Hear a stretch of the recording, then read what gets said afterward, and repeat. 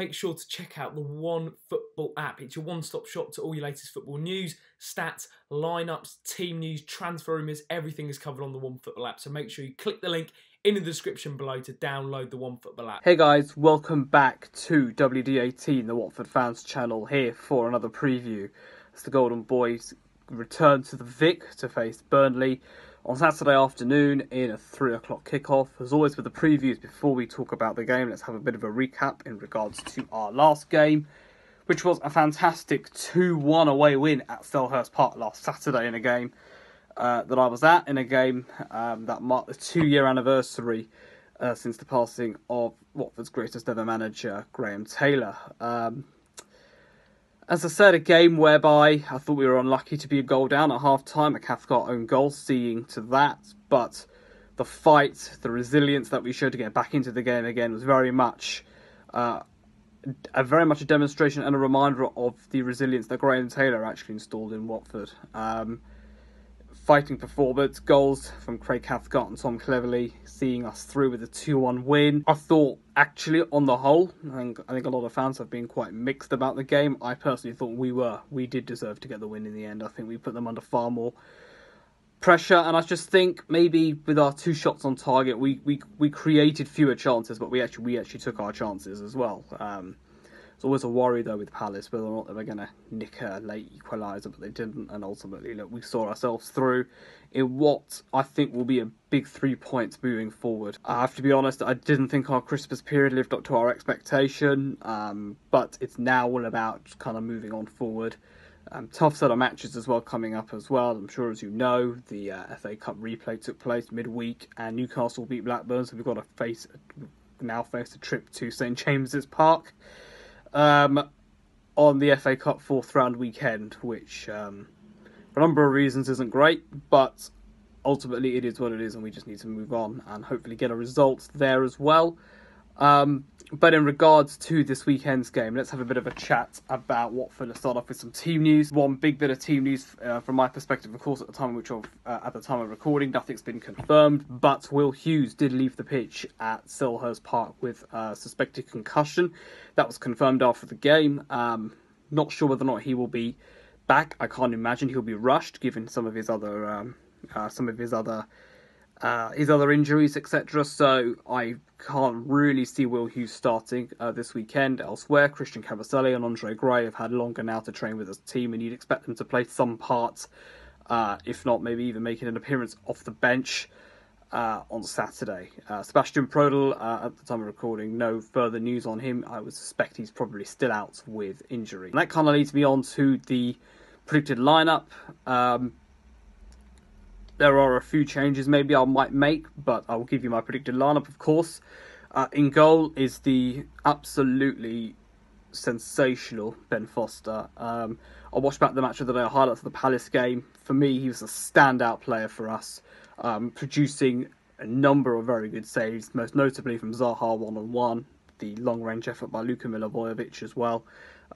So solid for us, and Foster's now he's probably one of the first names on the team sheet for me, and literally and metaphorically. Back 4, Kiko Femenia at right back, Craig Cathcart I think will start centre back. Interesting to see who comes in the other centre back role. I thought Maps actually had a bit of a return to form, and he looked alright against Palace. I have a feeling, though, if Kabasele is fit, if he's raring to go, then I think Kabasele will start at centre-back alongside Cathcart.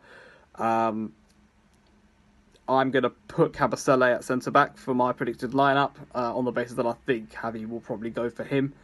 Holebas left-back for me as well. Very interesting stat, actually, I've got here, about Holebas, and I do want to share this with you. Holebas has provided 3 goals and 6 assists this season, and he could become the 4th Watford player to reach 10 goal involvements in the Premier League. That's, of course, after Troy Deeney, Abdullah Doucouré, and the other one, Odion Ighalo. It'd be a fantastic achievement for him. I've said this on a number of occasions. He's the kind of guy that has really just turned his career around, really, under Javi. Midfield, what would I change in the midfield? I would start Etienne Capoue, I think, first of all.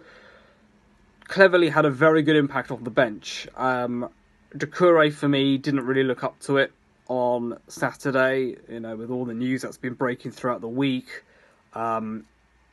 chances are he'll probably go in the summer. I just don't think his head's here. I think his head's been turned. So with that in mind, I think I'd probably drop Doucouré on Saturday, and I'd start Tom Cleverley in the centre of midfield. Elsewhere, I think the lineup kind of picks itself. I think right side of midfield will probably be Ken Sema. I didn't think he had a great game against Palace. Just didn't really look into it. I mean, obviously, he came on for Will Hughes, wasn't up to the speed of the game, but just simple stuff he wasn't doing. I noticed Zaha up against Kiko on the left-hand side. Ken wasn't tracking back. He wasn't helping out Kiko. Disappointing from him, but I think Javi is quite set in what he wants to do with this side, and I think Ken will go back in again on the right. I think Pereira will be on the left.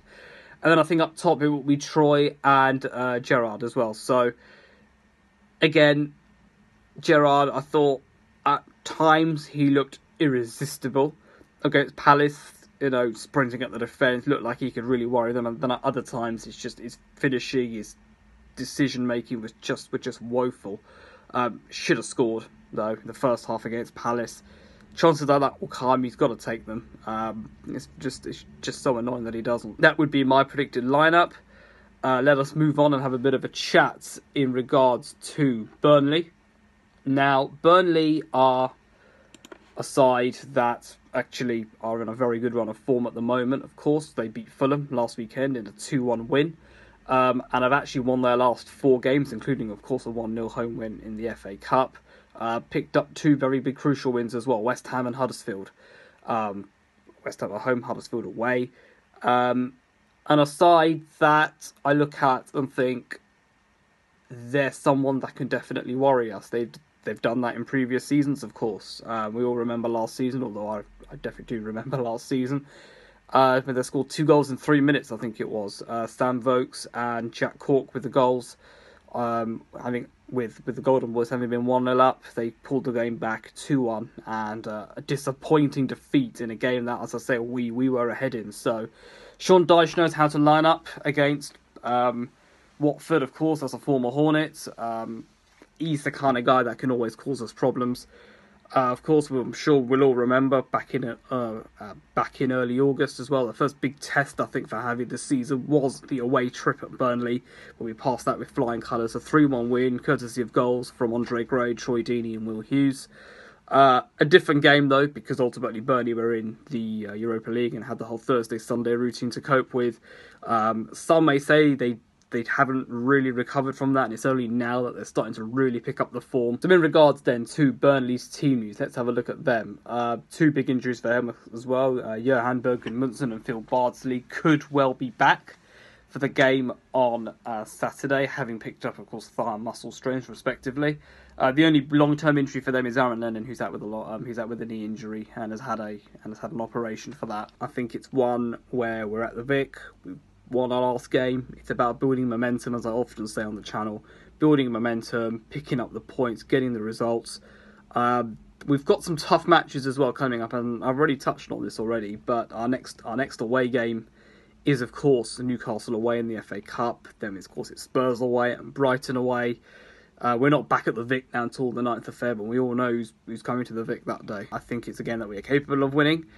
It's about, as I say, how we start. I didn't think we started particularly well against Palace. I thought the passing was a little bit sloppy, giving the ball away too much in the midfield. As I say, we had a chance to score very early on, and if we'd taken that, the game, I think, would have been completely different. But it's just a bit of sloppiness on the ball. And ultimately, look, I think with this Watford side, if we get the early goal, it's about building the momentum. How many more can we kind of get? I think what we tend to do is that we tend to get the first goal, we tend to sit back a little bit. The only game where I haven't seen that actually happen was against Bournemouth, and that's why inevitably the draw at the end of the game was so disappointing, because we were 2-0 up in that game. But it is about, as I say, taking our chances. I'm confident that we are going to be able to do that. I'm confident the likes of Troy can maybe get in behind their defenders as well. It will be a tough afternoon as well for Troy. Of course, James Tarkowski, Ben Mee, I think, are 2 very tough customers at the back. It will be about stopping Burnley, though. They're a very physical side up front as well. You look at the likes of Sam Vokes as well. They get in and around our area. Him, Ashley Barnes. Of course, will be CX Hornet, Matej Vydra as well.